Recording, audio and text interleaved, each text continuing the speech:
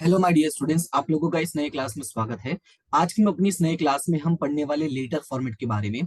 Basically ये video उन students के लिए है जिन स्टूडेंट्स का जो एक सब्जेक्ट है वो है एसपीसीसी। जिन स्टूडेंट्स के स्कूलों में एसपी सब्जेक्ट पढ़ाया जाता है, ये वीडियो बेसिकली उन स्टूडेंट्स के लिए। हालांकि आप अगर लेटर आपको कहीं भी लिखने के लिए आता है, किसी भी सब्जेक्ट में आता है, तो लेटर का जो फॉर्मेट होता है वो लगभग हर जगह सेम होता है। तो आप सेम तरीके का लेटर जो लेटर है वो आप सेम तरीके का लेटर आप हर जगह यूज कर सकते हो। लेकिन ये जो वीडियो है वो बेसिकली टारगेट उन स्टूडेंट्स के लिए है जिन स्टूडेंट्स का जो सब्जेक्ट है वो है एसपी। राइट। और ये वीडियो जो है वो बेसिकली हिंदी, इंग्लिश और गुजराती मीडियम यानी तीनों मीडियम के स्टूडेंट्स के लिए। हालांकि आप लोगों को अगर पता होगा, अगर आप लोग मेरे चैनल को फॉलो करते होंगे या अगर मुझे जानते होंगे या थोड़ा बहुत वीडियोस देखा होगा, तो आपको पता होगा कि मैंने हिंदी मीडियम स्टूडेंट्स के लिए और इंग्लिश मीडियम स्टूडेंट्स के लिए दो अलग अलग चैनल बना के रखा है। जो बेसिकली चैनल का नाम है, यहाँ पे देखो मैंने लिखा हुआ है, ये रहा। अमित कुमार तिवारी जो है वो इंग्लिश मीडियम के लिए और अमित कुमार तिवारी 2.0 जो है वो हिंदी मीडियम के लिए। लेकिन कैसा है कि आपको भी पता है कि कुछ टॉपिक्स ऐसे होते हैं जो मैं चाहे हिंदी में एक्सप्लेन करूँ चाहे इंग्लिश में एक्सप्लेन करूँ, वो दोनों स्टूडेंट्स के लिए काम आ जाएगा। तो यहाँ पर मैंने लेटर के लिए भी सेम तरीके से किया है। ये लेटर मैं कुछ इस तरीके से एक्सप्लेन करूंगा कि ये तीनों मीडियम के स्टूडेंट्स यूज कर सकते हैं, चाहे वो हिंदी मीडियम के हो, चाहे इंग्लिश मीडियम के हो, चाहे गुजराती मीडियम के हो। तो फिलहाल स्टार्ट करते हैं सीधा लेटर और देखते हैं कि लेटर में कैसे क्या लिखना होता है। एग्जाम में आपके लिए लेटर बहुत इंपॉर्टेंट है क्योंकि आपके टोटल 25 मार्क्स इसमें बनते हैं। बोर्ड एग्जाम की बात करूं तो बोर्ड एग्जाम में 25 मार्क्स बनते हैं। अब ये स्कूल वाले एग्जाम में मे भी पॉसिबल 2 या 3 ही लेटर आए, लेकिन 15 से 20 नंबर भी कम नहीं होता है। राइट। लेकिन बोर्ड एग्जाम में जो 25 मार्क्स के लेटर यानी 5 लेटर लिखने के लिए आता है, और ये पांच की पांचों लेटर में जो सबसे इंपॉर्टेंट बात होती है वो होता है फॉर्मेट। अगर आपको फॉर्मेट लिखना आ गया तो आपके 15 मार्क्स तो फिक्स हो जाएंगे। कितने मार्क्स फिक्स हो जाएंगे? 15 मार्क्स। बाकी के 10 मार्क्स आपके राइटिंग स्किल पे डिपेंड करता है। यानी कि 25 में से 10 मार्क्स तो आपको सिर्फ फॉर्मेट के मिल जाएंगे। बाकी 10 मार्क्स के लिए आपको थोड़ा बहुत प्रैक्टिस की जरूरत पड़ेगी, थोड़ा बहुत रीडिंग की जरूरत पड़ेगी। राइट। तो 15 मार्क्स की मैं आपकी हेल्प कर दे रहा हूं और वो ये आपको फॉर्मेट बता देता हूं। तो चलते हैं सीधा फॉर्मेट देखते हैं। तो यहाँ पे जो फॉर्मेट है वो भले मैंने लिखा है इंग्लिश में, इससे कोई फर्क नहीं पड़ता है कि इंग्लिश में है कि हिंदी में है। आपको उससे कोई लेना देना नहीं, आपको उससे कोई देखने की जरूरत नहीं है। मैं जो चीजें एक्सप्लेन करूंगा, जो चीजें मैं बोलूंगा उसको ध्यान से सुनते जाना। यहाँ पे पूरे एक पेज में मैंने एक्सप्लेन किया है। ठीक है। अब थोड़ा इसको समझ लेते हैं कि क्या कब और कैसे करना होता है। तो मैं आपको कुछ बातें बता देता हूँ। जो लेटर है बेसिकली आपके एग्जाम में, आपकी बुक में दो तरीके से दिया गया, ध्यान से सुनना। आपके एग्जाम में, आपकी बुक में दो तरीके से लेटर दिया गया है। एक लेटर दिया गया है कि किसी कंपनी के द्वारा, ध्यान से सुनना, एक लेटर दिया गया किसी कंपनी के द्वारा, किसी संस्था के द्वारा, ठीक है, या जिसको बोलते हैं किसी एसोसिएशन के द्वारा। एसोसिएशन की हिंदी में क्या बोलते हैं नहीं पता, तो मैं एसोसिएशन ही लिख देता हूं। ठीक है। किसी एसोसिएशन का नाम आ गया या किसी व्यवसाय का नाम आ गया, ठीक है, या किसी बैंक का नाम आ गया, तो बैंक संस्था में ही आ जाता, तो वो लिखने की जरूरत नहीं है। ठीक है। तो दो तरह के लेटर होंगे। पहला क्या होगा, कोई कंपनी लिखेगी, कोई संस्था लिखेगी, कोई एसोसिएशन लिखेगा, कोई व्यवसाय लिखेगा। और दूसरा होगा, वो होगा कोई इंडिविजुअल लिखेगा। कौन लिखेगा? इंडिविजुअल। तो इसको मैं थोड़ा अच्छे से लिख देता हूं।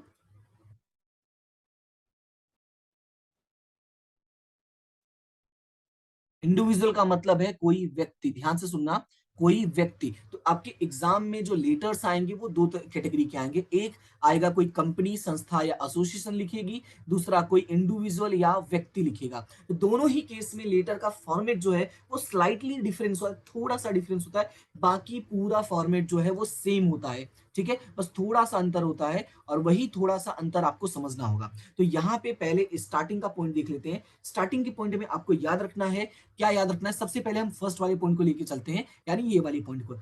ठीक है। अगर फर्स्ट पॉइंट के अकॉर्डिंग यानी कंपनी, संस्था, एसोसिएशन या व्यवसाय का नाम आया है और कोई कंपनी, संस्था, व्यवसाय किसी अन्य कंपनी, संस्था या किसी अन्य व्यक्ति को लिख रही है, ध्यान से सुनना, स्टार्टिंग जो है वो लेटर वो किसने किया है? कंपनी, संस्था, व्यवसाय या एसोसिएशन ने। तो सबसे पहले हम क्या करेंगे? सबसे पहले हम लिखेंगे उस कंपनी का नाम। ध्यान से सुनना, सबसे पहले क्या करेंगे? उस कंपनी का नाम लिखेंगे। जिस कंपनी या जिस संस्था ने ये लेटर लिखा है उस कंपनी का नाम। उसके बाद आपका लेटर का जो दायां साइड होता है, राइट हैंड साइड, ध्यान से सुनना, आपका जो पेज होगा उस पेज में देखो दो साइड होंगे, लेफ्ट साइड होगा, एक राइट साइड होगा। राइट। तो ये वाला राइट साइड है आपका। तो जो राइट साइड होगा, राइट साइड में आपको उस कंपनी का एड्रेस लिखना है। तो ये जैसे ये रहा एड्रेस।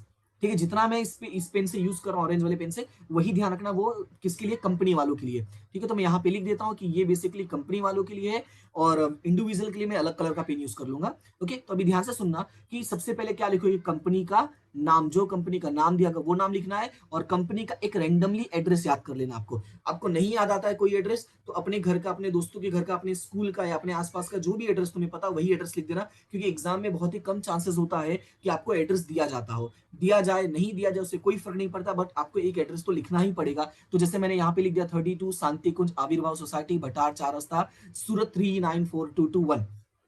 ठीक है, तो ये एक रैंडम एड्रेस मैंने लिख दिया हुआ है। यहाँ पे नाम को भी फिलहाल इग्नोर करना, मैं बता रहा हूँ कंपनी के लिए, इसलिए मैंने तो इस पे क्लियरली सर्कल कर दिया, तो इस पे क्लियरली लाइन मैंने खींच दिया है। और एक जो सबसे इंपॉर्टेंट बात है वो याद ये रखना है कि जो ये आपका एड्रेस होगा वो एक क्लियरली लाइन में हो। इसलिए देखो यहाँ पे अगर ध्यान दोगे तो मैंने देखो ये रहा एक लाइन छोटा सा खींचा हुआ है। ये लाइन सिर्फ इसलिए खींचा है ये बताने के लिए कि जो भी एड्रेस होगा वो आपका पूरा का पूरा एक लाइन में होना जरूरी है। आपको एग्जाम में लाइन नहीं खींचना होता है, लेकिन समझने के लिए पेंसिल से लाइन खींच लेना, बाद में उसको मिटा देना। ठीक है, जैसे हम ये सब हम चीजें करते हैं, तो पेंसिल से लाइन ऐसे खींच के, ठीक है, एड्रेस पूरा एक लाइन में लिख देना, बाद में इस पेंसिल से क्या कर, पेंसिल जो लिखा है आपने उसको क्या कर देना, ऐसे मिटा देना।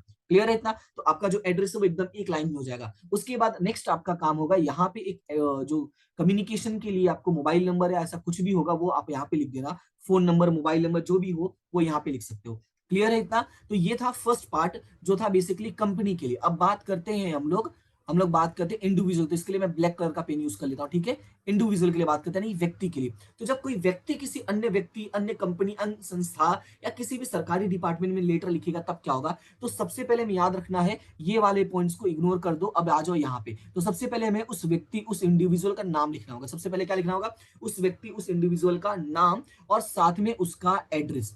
क्लियर है इतना? यानी ये पूरा जो पार्ट मैंने लिखा है ये तब यूज करना है जब किसी व्यक्ति के बारे में बात होगी। क्लियर है इतना? और ये जो ऑरेंज वाला पार्ट था ये तब यूज करना है जब किसी कंपनी, किसी संस्था या किसी भी व्यवसाय का है नाम। ठीक है, मैं ऊपर भी लिख देता हूं ताकि याद रहे, ऊपर बार बार जाना ना पड़े मुझे भी। तो किसी भी कंपनी, किसी भी संस्था या किसी भी व्यवसाय का नाम आता है तो आपको इस तरह से फॉर्मेट लिखना है। और किसी भी व्यक्ति का नाम आए तो व्यक्ति के नाम पे ये पूरा फॉर्मेट याद रख लेना। ठीक है, व्यक्ति के नाम पे ये पूरा फॉर्मेट। क्लियर है इतना? और दोनों में जो कॉमन बात है वो ये है कि ये पूरे लाइन में ही होना चाहिए, अदरवाइज आपका गलत माना जाएगा। क्लियर हुआ इतना? तो इतना लिखने के बाद अगला जो काम होगा वो क्या होगा, अगला काम होगा आपको यहाँ पे लेटर किसको लिख रहे हो। ठीक है, जिस व्यक्ति को लेटर लिख रहे हैं उसको यहाँ पे दर्शाओगे। तो सबसे पहले जैसे मैंने इंग्लिश में लिखा द मैनेजर, हालांकि आप हिंदी में लिखते हो तो सिर्फ मैनेजर ही लिखते हो। ठीक है, मैनेजर या मैनेजर श्री चलेगा, जो आपको ज्यादा रिस्पेक्ट देने तो मैनेजर श्री भी लिख सकते हो। ठीक है, ये हो गया। उसके बाद उस व्यक्ति का पूरा एड्रेस, और एड्रेस के लिए जैसा मैंने कहा है कि पेंसिल से लाइन खींचना और उस लाइन के सिधाने में ही पूरा एड्रेस होना चाहिए। अब इसके लिए भी कोई एक रैंडम एड्रेस याद कर लेना, या यही एड्रेस को घुमा फिरा के थोड़ा सा चेंज करके लिख सकते हो। क्लियर है इतना? तो ध्यान से सुना, वापस में कुछ बातें बोल रहा हूँ। क्या ये हमारा पहला पार्ट है? अब ध्यान से सुना, इसको मैं थोड़ा सा कलर अलग यूज कर लेता हूँ ताकि तुम्हें पता चले कि क्या हो रहा है यहाँ पे। ये जो पार्ट होता है, ठीक है, ये जो पार्ट होता है इसके आपको 1 मार्क्स मिलेंगे। कितने मार्क्स मिलेंगे? 1 मार्क्स। ध्यान से सुनना, कभी भी लेटर में ऐसा नहीं होता है कि डायरेक्ट के डायरेक्ट आपको 5 मार्क्स पूरा मिल जाए, कभी ऐसा नहीं होता है। वो लोग आपको है ना पूरा जो आपका फॉर्मेट है वो पूरा चेक करते हैं। अगर ये फॉर्मेट आपका राइट है तो सबसे पहले आपको बिंदास 1 नंबर मिल जाएगा। राइट, इसका मतलब ये हुआ कि आपको इस एड्रेस पे ध्यान देना पड़ेगा कि एड्रेस कैसे लिखना है, तो आपको कितना नंबर मिल जाएगा, 1 नंबर मिल जाएगा। उसके बाद दूसरा काम ये है कि जिस व्यक्ति को लेटर लिखा जा रहा है, जैसे मैंने यहाँ पे लिखा है द मैनेजर और मैनेजर श्री, ठीक है, उसका नाम, उसका एड्रेस। क्लियर इतना? ये भी व्यवस्थित लिखोगे। अगर ये व्यवस्थित लिखोगे, ये दोनों में ही सेम होगा, चाहे वो कंपनी वाला हो चाहे व्यक्ति वाला, दोनों में ही एड्रेस लिखने का तरीका जो है वो सेम होता है। तो उसके लिए तुम्हें सोचने की जरूरत नहीं है। इसका भी तुम्हें कितना मार्क्स मिल जाएगा, इसका भी तुम्हें बैठे बैठे 1 मार्क्स सीधा सीधा मिल जाएगा। क्लियर है? तो ये आपको याद रखना है। यानी कितने मार्क्स हो गए? 2 मार्क्स हो गए। लेटर अभी ढंग से शुरू भी नहीं हुआ है, फिर भी आपको कितने मार्क्स मिल गए? 2 मार्क्स मिल गए। एक इधर से मिल जाएगा और एक इधर से मिल जाएगा। क्लियर हुआ है? उसके बाद थोड़ा सा याद रखना है, याद ये रखना है कि यहाँ पे हम लिखते हैं विषय यानी सब्जेक्ट। इंग्लिश में बोलते हैं सब्जेक्ट और हिंदी में बोलते हैं विषय। थोड़ा ध्यान से सुनना, क्या बोलते हैं इंग्लिश में सब्जेक्ट और हिंदी में विषय। अब ये विषय कैसे लिखोगे, तो जहां पे एड्रेस खत्म होगा, जैसे मैं मान लेता हूं कि यहाँ पे इस लाइन में खत्म हो रहा है, तो उस लाइन की अगले ही लाइन में, लेकिन एक बात याद रखनी है कि जहां पे आपका ये मैनेजर से खत्म हो रहा है उस लाइन के तुरंत नीचे आके लिखना है, ना आगे ना पीछे ना दाएं ना बाएं, एग्जैक्टली वहीं पे लिखना है। तो ये आपका जो फॉर्मेट होगा बहुत सही से दिखेगा। क्लियर है, ये सब्जेक्ट लिखना यानी विषय लिखना, और विषय ज्यादा बड़ा नहीं लिखना, शॉर्ट में लिखना। जैसे कि एग्जांपल के तौर पे मान लो आपका क्रेडिट कार्ड खो गया है और आप बैंक को लेटर लिख रहे हो, तो क्या लिखोगे कि क्रेडिट कार्ड खो गया है उस संबंध में, राइट, बस इतना लिखना, क्रेडिट कार्ड खो गया उस संबंध में या उस विषय में। ठीक है, इतना लिखने के बाद जब आप इतना लिख दोगे तो इतना लिखने का भी आपको आधा मार्क्स मिल जाएगा। कितना मार्क्स मिल जाएगा, आधा मार्क्स, यानी समझो कि आधा लाइन लिखने का आधा मार्क्स मिल गया। और यही वजह है कि एसपी में बच्चे फेल नहीं होते हैं। जो फेल होते हैं वो उनकी बदनसीबी होती है, या यूं समझो वो उनके कर्मों का परिणाम होता है, उन्होंने साल भर थोड़ा भी कुछ काम नहीं किया था अपने ऊपर। बाकी एसपी सब्जेक्ट में कोई फेल नहीं होता, क्योंकि लेटर ही उनको 25 नंबर दे के चला जाता है। अब उसके लिए बस थोड़ी मेहनत करनी पड़ती है, वो मेहनत तुम्हें यहाँ पे मैंने समझा दिया। देखो इतने के तुम्हें कितने मार्क्स मिल गए, 2.5 मार्क्स मिल गए। क्लियर हुआ इतना, तो आधा लेटर मतलब लेटर शुरू नहीं हुआ है, सिर्फ आधा काम हुआ है, उतने में तुम्हें 2.5 नंबर मिल गए हैं। अब उसके बाद अगला काम होगा, तुम्हें लिखना है सर या डियर सर, वो डिपेंड करता है तुम जो वर्ड यूज करना चाहो। ये इंग्लिश मीडियम स्टूडेंट्स के लिए सर या डियर सर, और हिंदी मीडियम के स्टूडेंट यूज करेंगे श्रीमान या माननीय श्रीमान। ठीक है, आपको जो सही लगता है आप वो लिख सकते हो। उसके बाद अगला काम शुरू होगा असली जंग वाला। वो क्या है कि आपका लेटर का जो मेन कंटेंट है, ठीक है, जो मेन कंटेंट है वो आपको लिखना है। अच्छा, एक बात याद रखना है कि लेटर का जो मेन कंटेंट होगा वो कभी भी भरकर नहीं लिखोगे। ठीक है, छोटे छोटे 2-3 पैराग्राफ में लिखोगे। जैसे देखो मैंने यहाँ पे लिखा 1, 2 और 3 नंबर डाला है मैंने, तो छोटे छोटे पैराग्राफ्स में लिखोगे। छोटे छोटे पैराग्राफ्स में लिखोगे तो फायदा ये होगा, सामने वाले को रीड करने में आसानी होगी, समझने में आसानी होगी।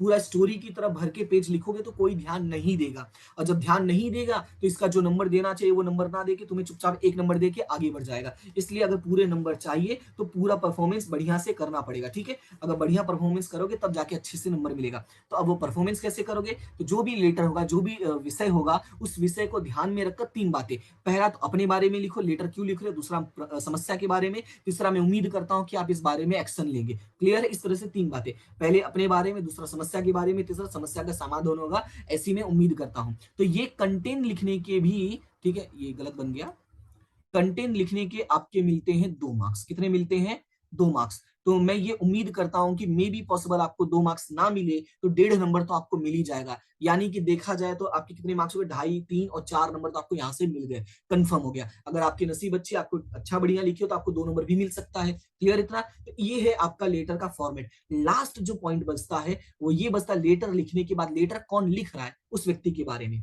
तो यहाँ पे आएगा आपका विश्वसनीय। हिंदी मीडियम के जो स्टूडेंट्स होंगे वो क्या लिखेंगे, आपका विश्वसनीय। थोड़ा इसको ध्यान देना, क्या लिखोगे, आपका विश्वसनीय। क्या लिखोगे, आपका विश्वसनीय। इंग्लिश वाले लिखोगे योर्स फेथफुली। उसके बाद क्या होगा, साइन। इसको 3 पार्ट में बांटा गया है। कितने पार्ट्स में, 3 पार्ट में।